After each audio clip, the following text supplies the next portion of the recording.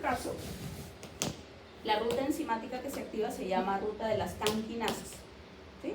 Las canquinasas son enzimas y estas enzimas hacen que las proteínas cambien de forma.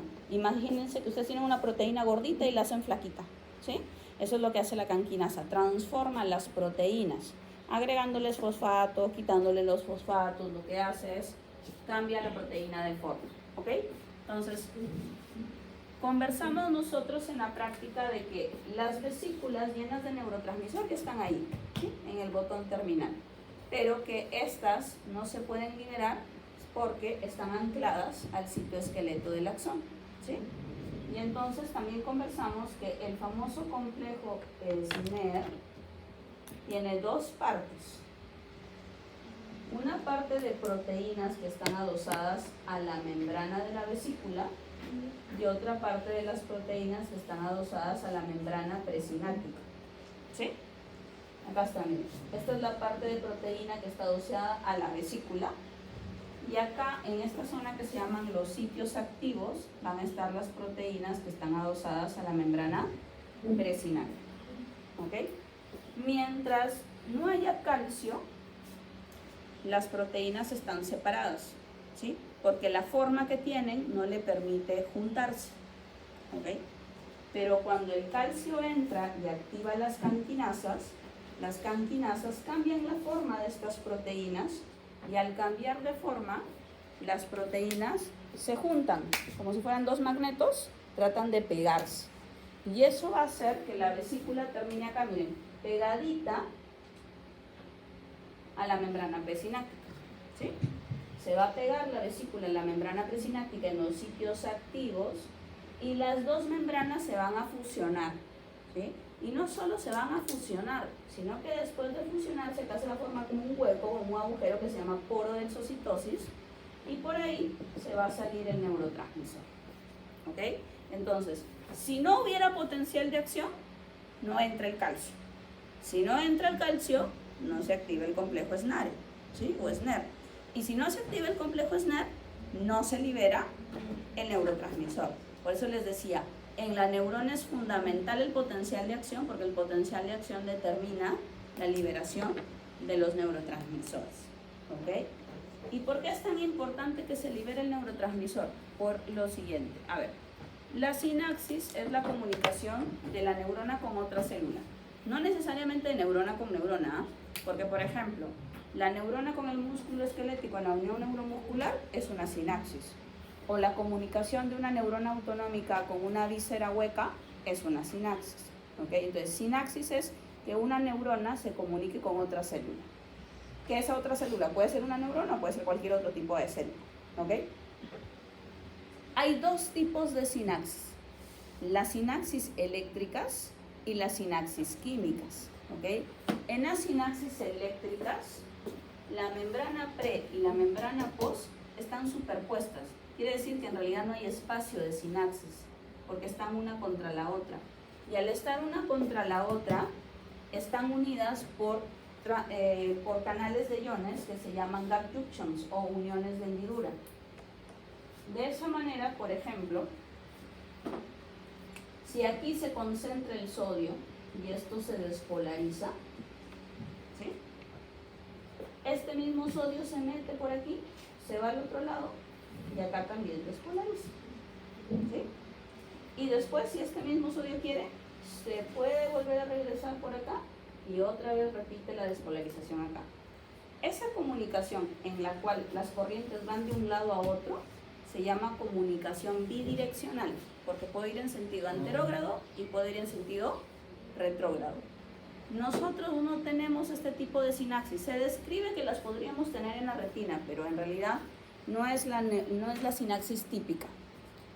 Este tipo de sinapsis son para aquellos seres que tienen un sistema nervioso formado por muy pocas neuronas, como por ejemplo los anfibios, los calamares, que tienen sistemas nerviosos formados por 3 neuronas. Entonces ahí sí conviene que la corriente vaya, regrese, porque son muy poquitas neuronas para el circuito neuronal, ¿ok? Nosotros, en cambio, que tenemos 100.000 millones de neuronas, no vamos a hacer sinapsis eléctrica, sino vamos a hacer sinapsis química. Y en la sinapsis química la información solo corre hacia adelante, jamás regresa. Todo es anterógrado, jamás retrógrado. Todo es unidireccional. ¿Ok? Entonces vamos a ver acá una sinapsis química.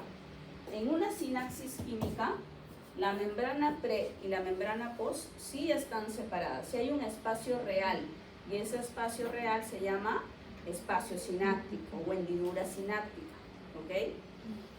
La característica es que cuando el potencial de acción llegue, va a hacer que se libere el neurotransmisor, y el neurotransmisor se va a unir a receptores en la parte post, y la unión con los receptores post va a hacer cambios de corriente en la siguiente célula.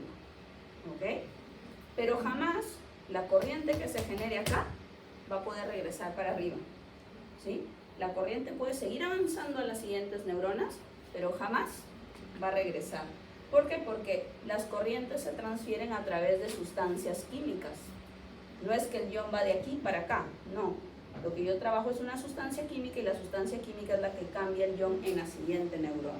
¿Ok? Entonces aquí la comunicación es unidireccional. ¿Ok? Y entonces ahora vamos a ver esto de acá, que es lo que nos interesa para la práctica de esta semana.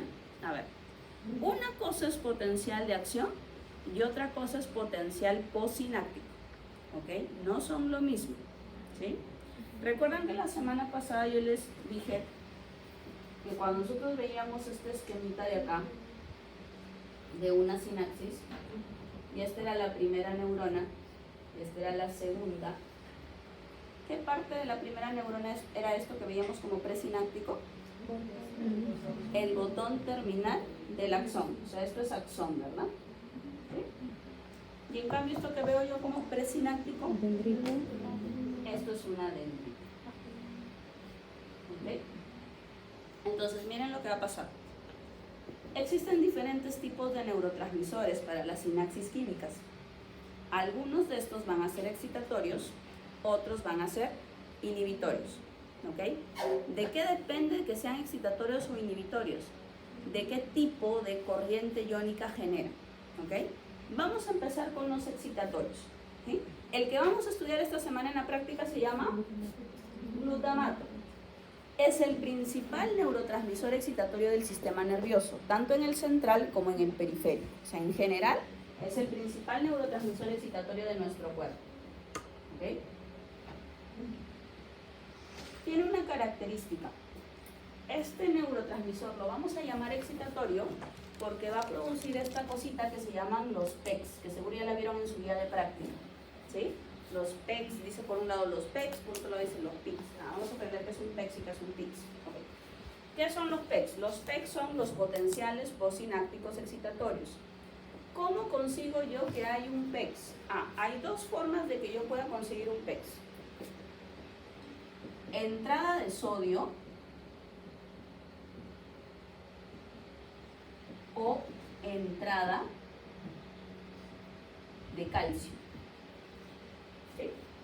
Si yo hago que la membrana se haga más permeable al sodio o al calcio, como estos dos son extracelulares, van a querer entrar a la célula y van a hacer que la parte interna de la célula, como lo estamos viendo aquí en el dibujito, el sodio va a entrar y toda esta parte interna se va a volver positiva. Es decir, va a tender a la despolarización. Esa es la característica de los neurotransmisores excitatorios. Hacen que tu membrana se vuelva positiva al interior y eso favorece la despolarización. Que lo puedes conseguir introduciendo sodio o introduciendo calcio, porque ambos tienen cargas positivas y ambos van a entrar hacia el intracelular. ¿Ok? Por ejemplo, el glutamato. Ustedes van a ver que el glutamato tiene dos tipos de receptores, ionotrópicos, metabotrópicos. Los metabotrópicos se llaman M-GLUT y hay 8 tipos y cada tipo tiene sus subtipos. En estos ni pierdan tiempo porque de ellos no vamos a hablar en la práctica. Lean sobre ellos, sepan que existen, pero en ellos no pierdan tiempo. ¿Sí? Los que nos interesan son estos, los ionotrópicos, que sobre esos vamos a discutir en la práctica. ¿Okay? Los ionotrópicos son 3. El AMPA, el NMDA y el kainato. Y ahí nos van a contar por qué se llaman AMPA, por qué se llaman NMDA. Son siglas en realidad del nombre, porque es una molécula grande, pero es más fácil decirle AMPA, NMDA, kainato. ¿Ok? Por ejemplo, el AMPA es un receptor que está asociado al sodio. Es decir, este es un receptor, acá está la membrana, acá está el receptor AMPA, y cuando el glutamato se une al receptor, ¿sí?, este receptor AMPA se convierte en un canal para sodio. Deja entrar sodio y la membrana se vuelve positiva al interior.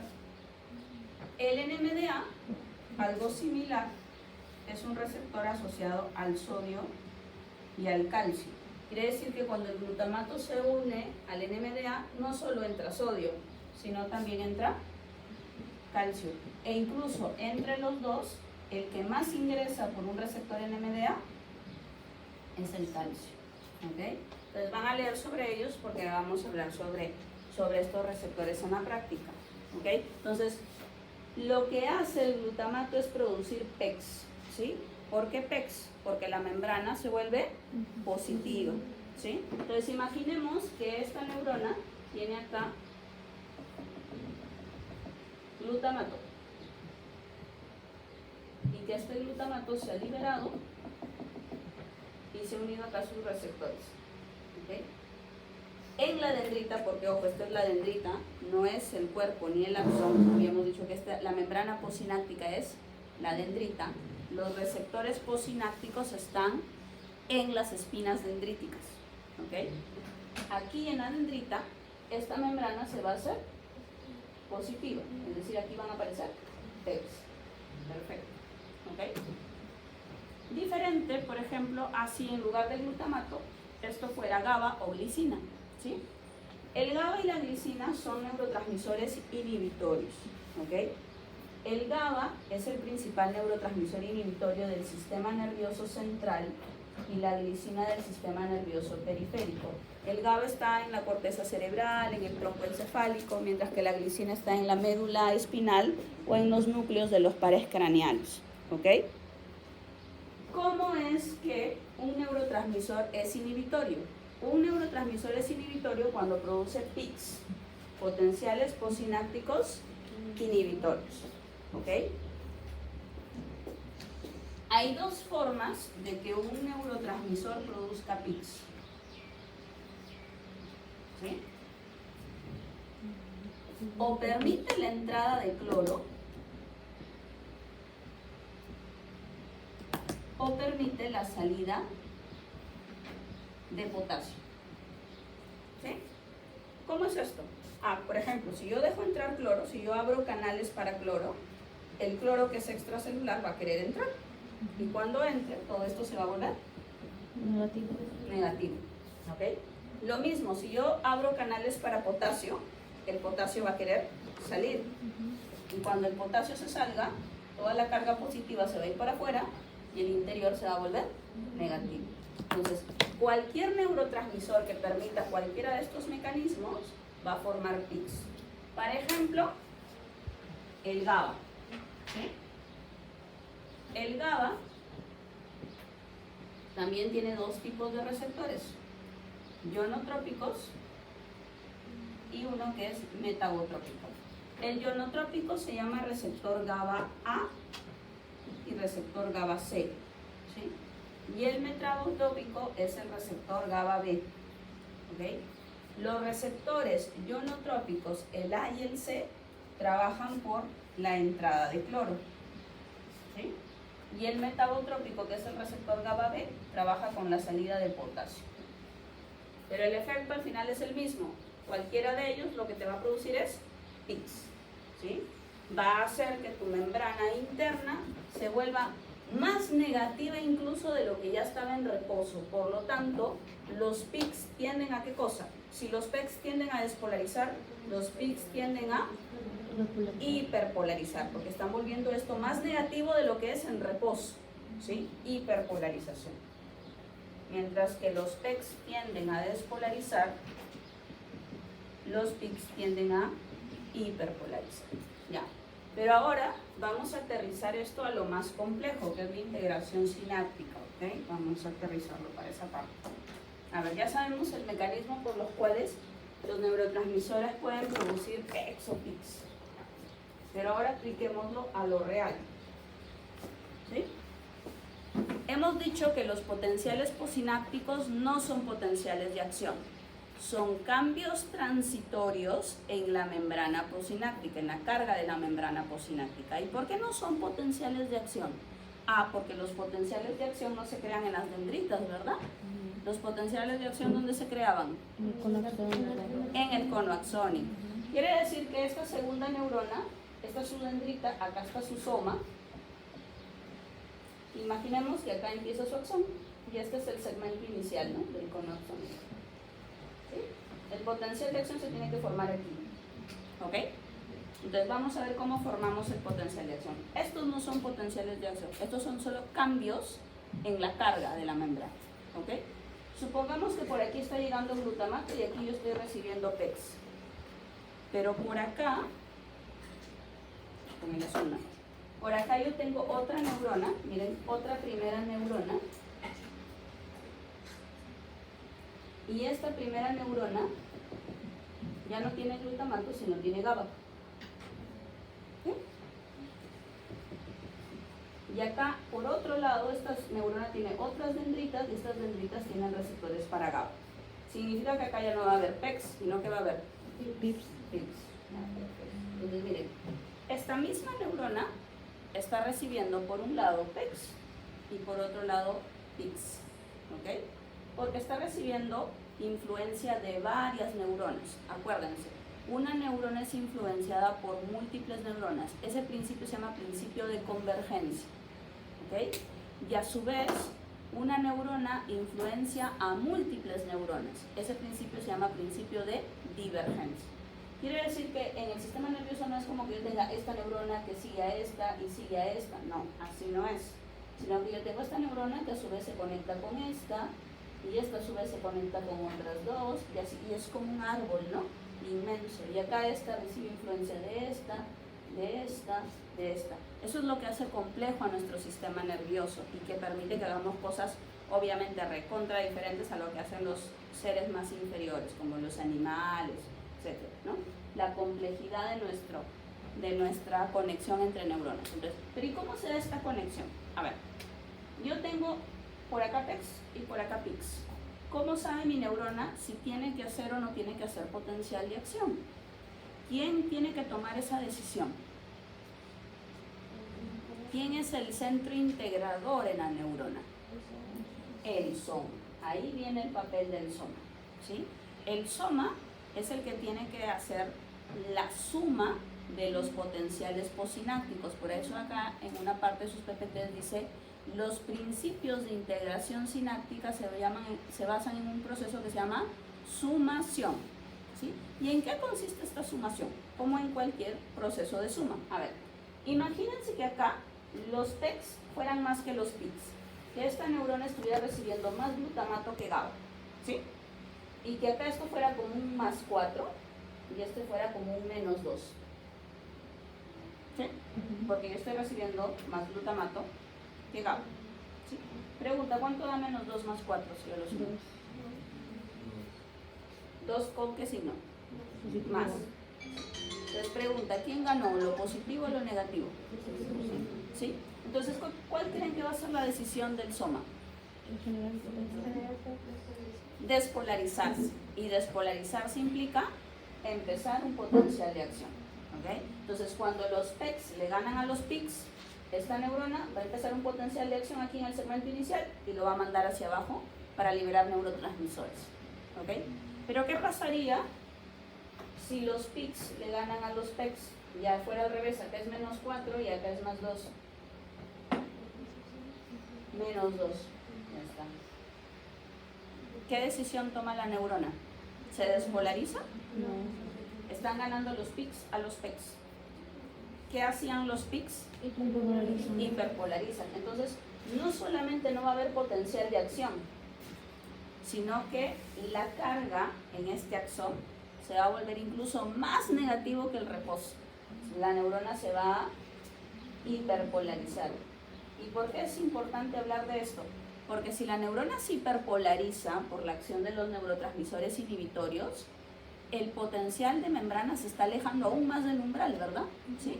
Cuando yo estoy en reposo estoy a una distancia del umbral, pero si me hiperpolarizo, me alejo aún más del umbral. Quiere decir que si viene un estímulo a esta neurona, le va a costar aún más hacer potencial de acción. ¿Sí? Y eso es lo que buscan los neurotransmisores inhibitorios. Buscan que tus neuronas entren en un estado de hiperpolarización para evitar que tengan acción, ¿sí? Para que sea más difícil que entren en un potencial de acción. ¿Ok? ¿Y qué pasaría si los PECs y PICs fueran iguales? ¿Sí? Si acá es menos 4 y acá también es más 4. O sea, hay la misma cantidad de PECs y PICs. No creo nada. 0, ¿no? Significa que ¿qué va a pasar? Nada. Simplemente se queda en reposo. ¿Sí? Entonces, con eso es con lo que vamos a jugar. ¿Sí? Una neurona no está recibiendo un neurotransmisor, está recibiendo múltiples neurotransmisores en diferentes concentraciones y eso va a generar que reciba PICs y PECs simultáneamente. Y esto es lo que va a determinar si hay o no hay potencial de acción. ¿Ok? Este equilibrio determina una serie de funciones en nosotros y justamente eso es lo que se va a transgredir en el caso clínico que tienen esta semana. En la epilepsia debería haber un equilibrio entre los PECs y los PICs y este equilibrio se pierde. Y entonces su función en el caso clínico es cómo podríamos hacer para restablecer el equilibrio entre los PECs y los PICs. ¿Sí? Eso es lo que van a tratar de hacer ustedes cuando resuelvan el caso clínico. ¿Cómo jugamos con el GABA, con el glutamato, para volver a restablecer ese equilibrio que se ha perdido y que está permitiendo que las células estén demasiado excitables? Porque eso es lo que pasa en una epilepsia. Las células están demasiado excitables, producen potenciales y los empiezan a enviar. Algo ha pasado ahí. O aumentó la excitación o disminuyó la inhibición. Eso es lo que ustedes tienen que descubrir y tienen que además decirnos cómo volvemos a recuperar el equilibrio. ¿Sí? Y para ello, y les doy algunas claves de lo que tienen que revisar para nuestra práctica, necesitamos que revisen sobre el glutamato. ¿Sí? Necesitamos que revisen cómo se sintetiza el glutamato, cuál es el proceso, qué enzimas participan, qué pasaría si yo bloqueo la enzima, todo ese proceso tienen que describir, ¿ok? ¿Cómo es el proceso de síntesis? Tanto para el glutamato, como para el GABA, como para la glicina, que son los tres que vamos a revisar. Lo otro que van a tener que revisar es, ya, una vez que ya tengo, y que ya lo tengo empaquetado en vesículas, y se libera, ¿cómo es su acción? ¿Qué receptores tengo para su acción? Que es lo que estábamos conversando. Clasifiquen a los receptores y vean cómo hacen estos receptores para formar los PECs o los PICs, ¿ok? Y lo otro que necesitamos es que revisen sobre la eliminación, ¿sí? ¿Cómo es la ruta de eliminación de cada uno de estos neurotransmisores? ¿Es degradación enzimática? ¿Es recaptación? ¿Es difusión? Porque sobre eso también vamos a trabajar para la terapia farmacológica de la epilepsia. ¿Cómo se elimina el neurotransmisor? ¿Ok? La última tarea que tienen en esa parte es sobre potenciación a largo plazo, que es algo que no van a encontrar por si acaso en su libro de Guyton. Se los va a mencionar, pero no se los va a explicar. Y entonces ahí yo sí les sugiero que para ese acápite en específico busquen en el libro de Gannon, en el Boron o en algún artículo en internet sobre potenciación a largo plazo, porque en el Guyton no van a encontrar como tal. ¿Okay? Ahí necesitamos que ustedes revisen los pasos de la potenciación a largo plazo y ahí hay una tarea en específico que necesito que averigüen. ¿Cuál es el papel de la glicina como neuromodulador del glutamato en ese proceso? ¿Cómo se relaciona la glicina al glutamato como neuromodulador? ¿Ok? Entonces, eso es lo que vamos a trabajar en la práctica. Y está relacionado esto de los PICs y los PECs, por eso van a ver ahí en su práctica que dice, aumentan los PICs, aumentan los PECs, ¿qué neurotransmisor puede ser? ¿Cómo lo puede estar aumentando Eso es lo que vamos a discutir. ¿Hasta ahí tienen alguna pregunta, alguna duda?